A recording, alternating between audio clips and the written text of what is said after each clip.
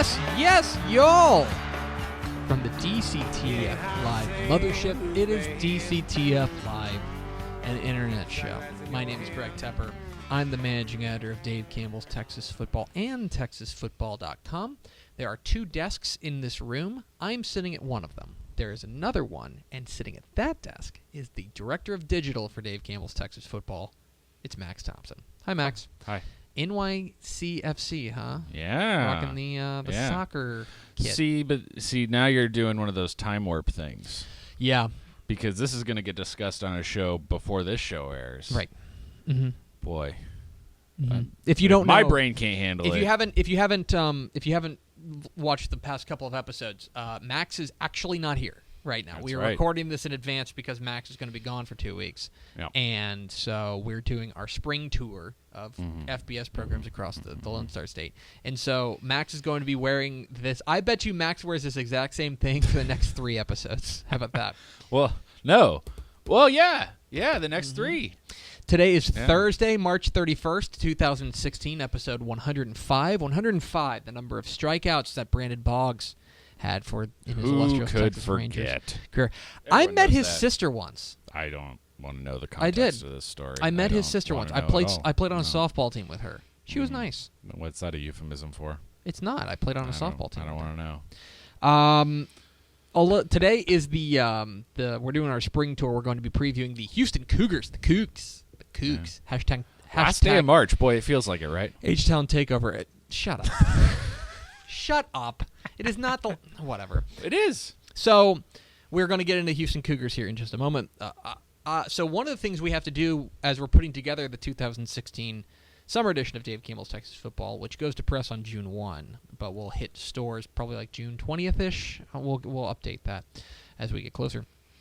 One of the things we have to do is obviously a big part of our magazine is predictions. People love predictions. Oh, yeah. And so with the college predictions, honestly, the best way to do it is to predict every team, every game. You have to go through and predict every game. And that seems crazy, but it's the only way to make sure, guaranteed, everything adds up. Because you can't just say, oh, so-and-so, they feel like a 10-2 team. Because then if you add it all up, it's like, well, no, it's physically impossible for them to be 10-2 and so-and-so to be 10-2. So you just have to go through and do win-loss for every team. And we also go so far as to project the bowls for each team. Especially, and in order to get the 12 FBS teams to project in Texas, to project their bowls, you have to project all the bowls. So last night, I was laying out all of the bowl games and their tie-ins. And I know that this is a popular thing to say on, like, December 1st, but let me do it on March 31st. Okay. There's too many bowls. Yeah, there are too many bowls. There are way too many bowls. Let me give you an example, okay? Okay. The Quick Lane Bowl, okay? Right. The Quick Lane Bowl pits the 9th place team from the ACC against the 9th place team from the Big Ten. Yeah. And if either of those conferences cannot field a 9th place bowl-eligible team, then the MAC gets a spot. Okay. Who could possibly care about that? Well, now here's my next question for you when you have this opinion. How much do you really care? Is it a point now where it's really riling you up, or are you just like, nah, there's just too many games? It's just too many games. I'm not.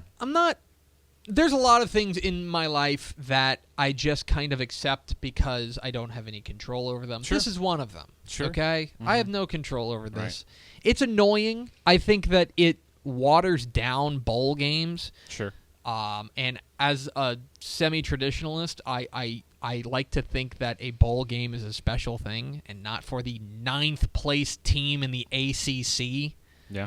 But I have a solution. What's that? Don't watch. Well, I don't. Okay. There will be people that will watch it and they'll enjoy it. They're like I said, there can't possibly be anybody who cares about that. Great. Don't watch. Like, do they get a trophy?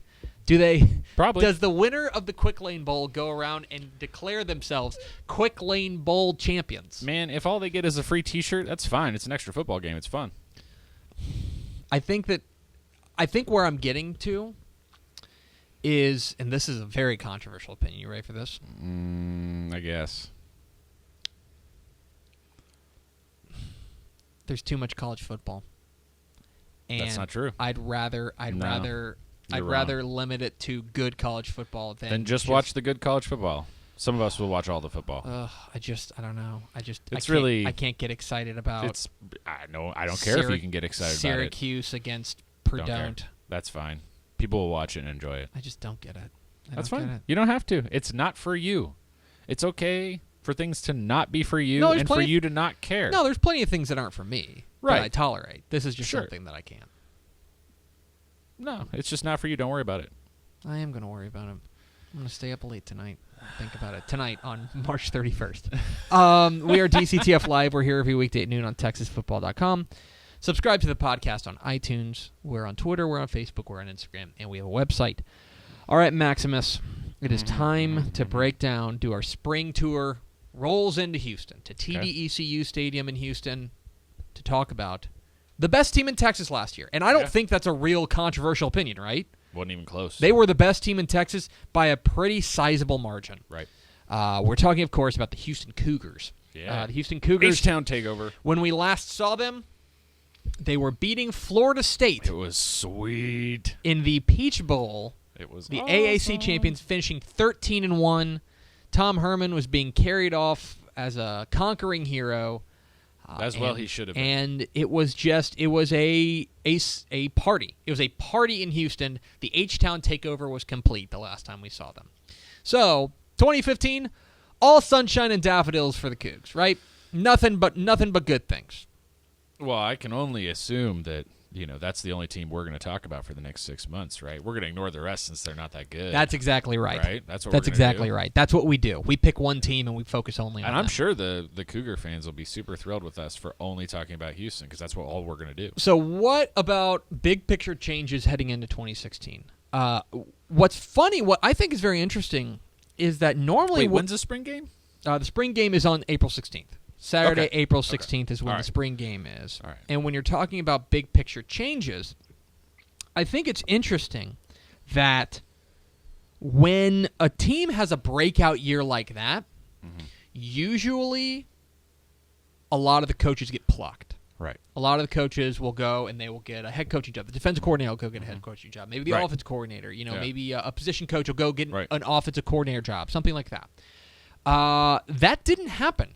Largely, with the exception of one or two assistants, this whole coaching staff is coming back, including the guy at the top, which may be a shock to a lot of people. Tom Herman was the hottest coaching name in the nation. Yeah. Pretty much starting like Halloween?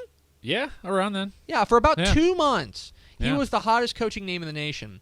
And then Houston signs him to an extension, and he has said all the right things. He said he's going to be at Houston until they fire him or until they let him go. Yeah, I believe his latest thing was it would take something going wrong at Houston, some lack of support, some lack of moving forward for him to seriously consider something else at this point. Which, hey, good for him, good for Cougar fans. I don't know how much I believe that.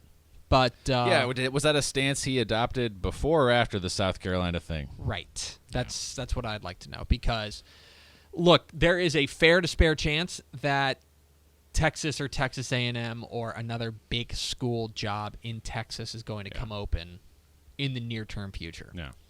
And he's going to be at the top of that list. Yep. So honestly, long story short is that he's coming back. I honestly don't care as long as he stays in the state because That's I would like to keep him now. That's where I land. I think Texas football in general needs him. That's where I land on it. I think Texas football is better with Tom Herman in it. And of course, the other big picture change is that they had a recruiting class for the ages. They had one of the best non-Power 5 recruiting classes perhaps ever. Yeah. Including a guy we'll get to in just a moment. We mentioned the spring game, so let's take a look at the offense. All right. So the offense, I'll tell you that if you're looking for just a ton of experience, you're gonna be disappointed.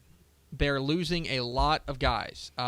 They've got 5 starters coming back offensively, and they are losing some key pieces, including Kenneth Farrow, their running back, including DeMarcus Ayers, who was unquestionably their number 1 receiver last year. And I think Farrow was super underrated, especially down the stretch. I thought he was too. I think Greg Ward Jr., who we'll get to in a moment, gets a lot of the credit. Right. But that's a very balanced offense. Yeah. And they relied a lot on the running game, too, and Kenneth Farrow had a great year. And they're losing both tackles. They're losing Alex Cooper and Carter Wall.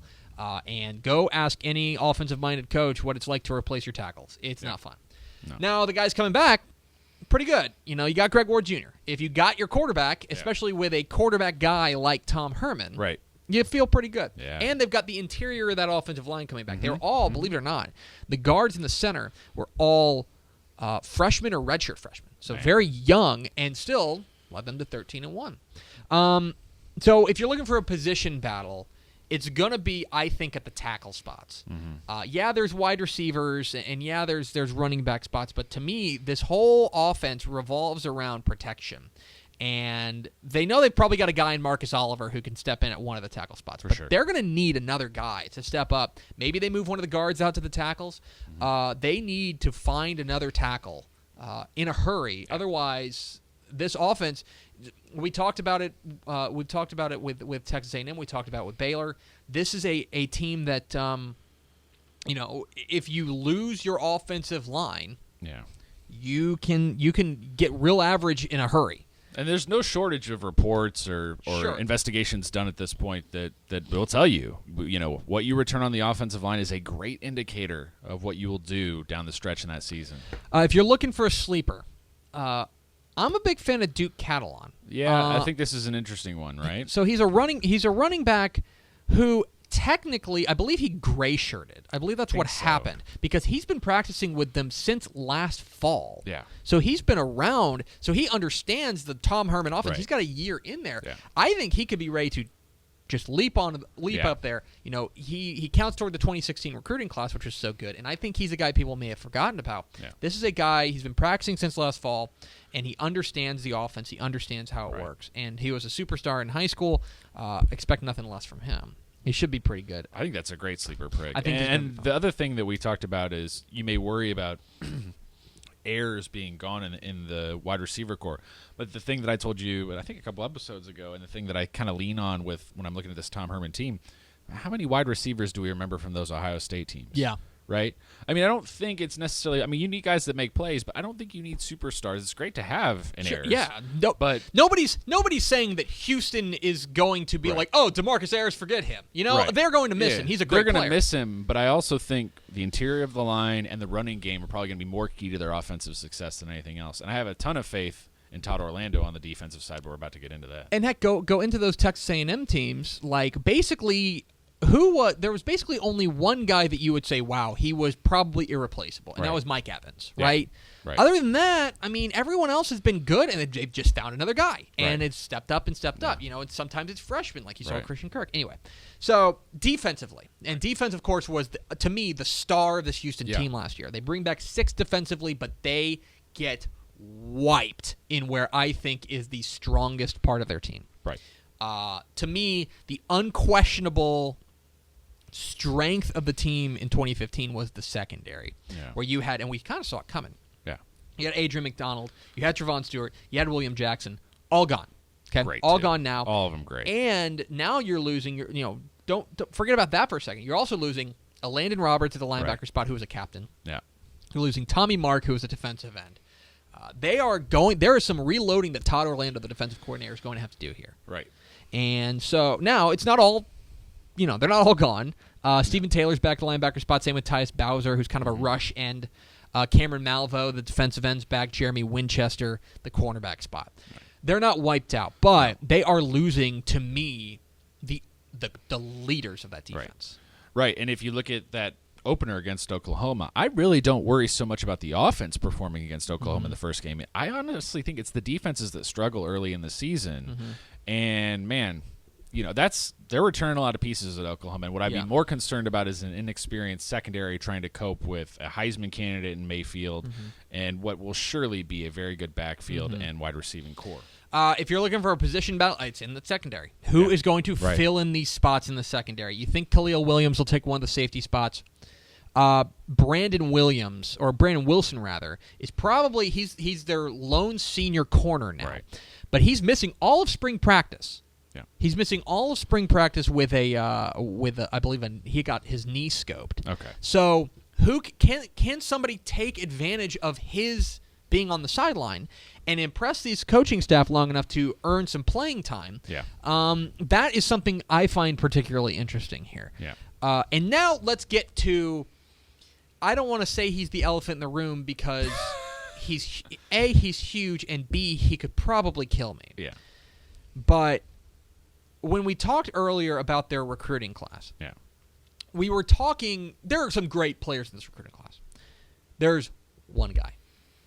One guy, and it's Ed Oliver, the defensive tackle from Spring Westfield. He's awesome. And he is the first 5-star prospect ever to go to a non-Power 5 conference. And he's worthy of the hype. Anybody who saw him knows what a dominant force that Ed Oliver is. I think, personally, my opinion, best defender in the state last year. Better than Brandon Jones at Nacogdoches safety. Better than any of those Jeffrey McCulloch or any of the big defensive guys who went to Texas or anything like that. To me, the best defensive prospect in the class of 2015 or 2016 rather was Ed Oliver, and Houston got him. Yeah. And you heard the quotes. I believe it was Bruce Feldman who talked with coaches from all over the country. Yeah. And there were some quotes that were saying, listen, he was going to be a playmaker in the Big Ten or the SEC or the Pac-12 or the Big 12. He is going to dominate the American Athletic Conference. Yep. And you know what? I think that's going to start this year. I think so too. And the thing that we talked about, and it's like you have so much inexperience in the secondary. Well, guess what? If you get pressure on the quarterback, it's not going to be nearly as much of an issue, and I think they will. Mm-hmm. I think that Ed Oliver has a chance to be the most dominant force in that conference in his first 2 years. Yeah. He's that good. And he's that ready. He's that polished. A lot of these prospects need some time. A lot of these prospects need some seasoning. Right. Don't get me wrong, they're going to coach him up. Yeah. But he is a monster, ready to go right now. Take him out of the package and go. So I'm excited to see what he does. If you're looking for a sleeper, that's the loudest sleeper you will ever see. But Ed Oliver has a chance to be a super impact player. So what are you watching for in the spring? I'm looking at the secondary. I'm looking to see how they replace the leaders on this team, not just as far as making tackles, not just as far as intercepting the ball.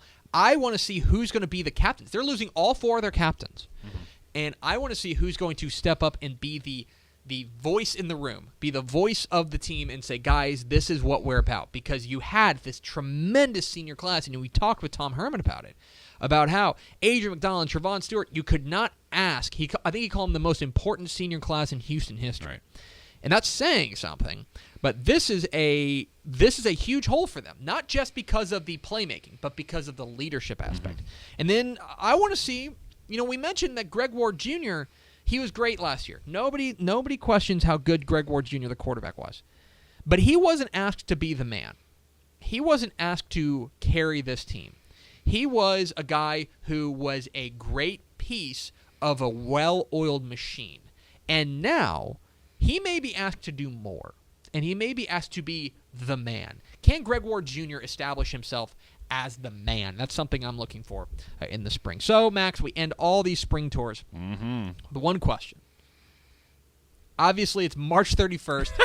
This is non-binding, okay? This is a verbal commitment. But Houston in 2016, better or worse? So here's the funny thing.